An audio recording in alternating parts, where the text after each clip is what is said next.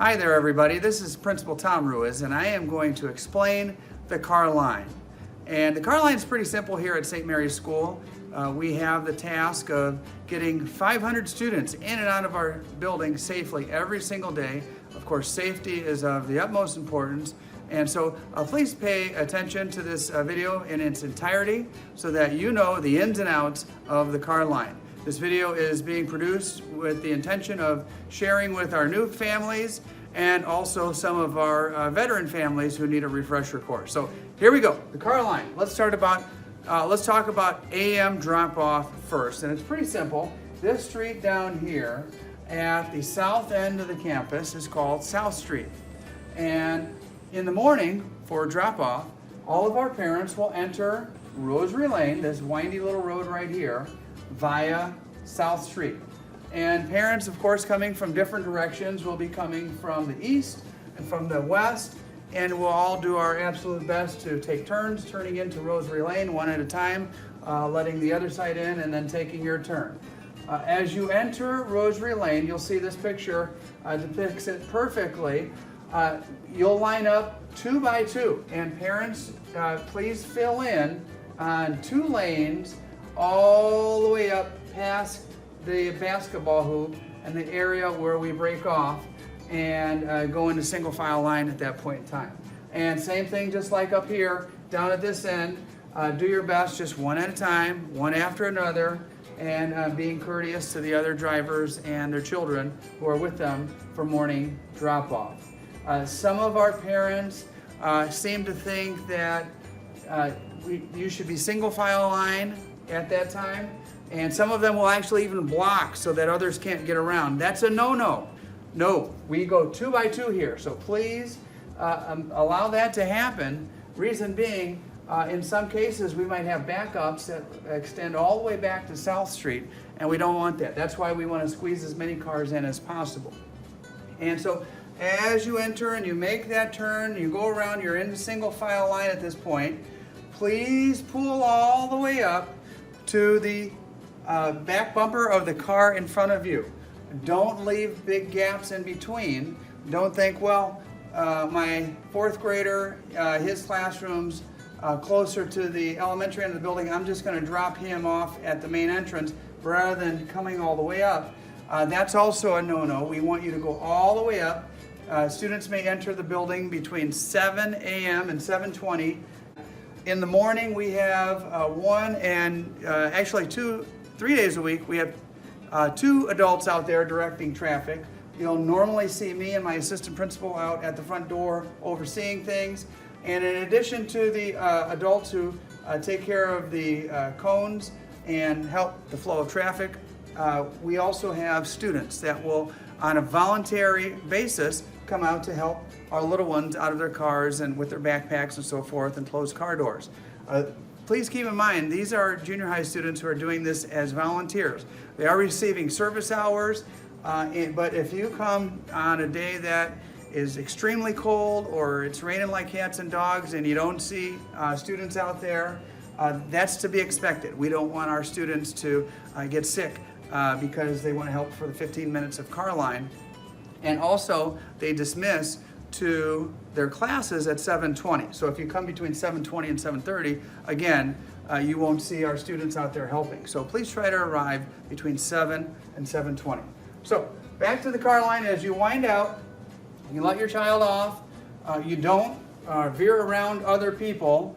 You simply stay in the same line, and then you'll exit via this pathway to Walnut Street. Walnut Street extends out to East Street, and then from there you're good to go. It's pretty simple.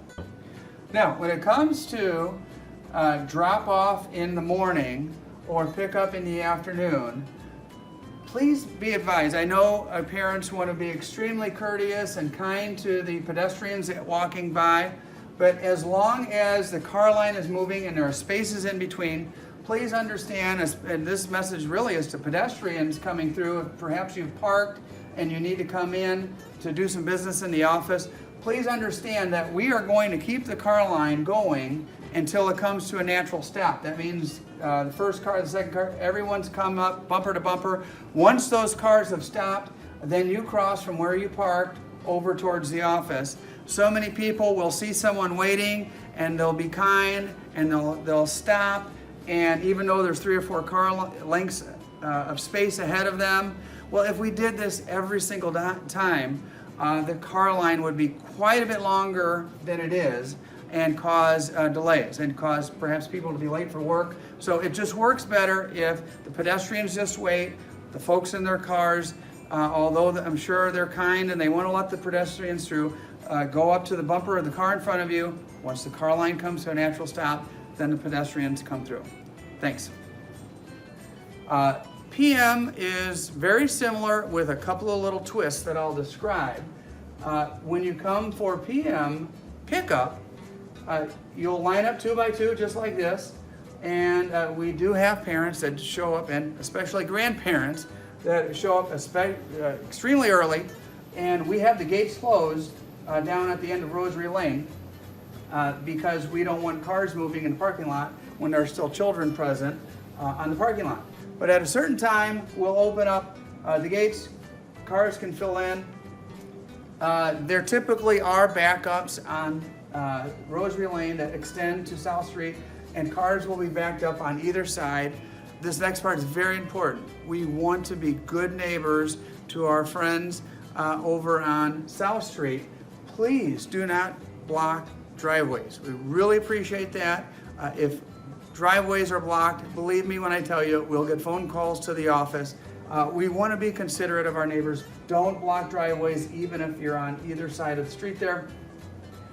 As you come up 2 by 2, there'll be 2 people present down somewhere in this vicinity, and they will be giving numbers. They'll call names and numbers. Nurse Miscus is the person who has a walkie-talkie and will assign a name, or excuse me, assign a number.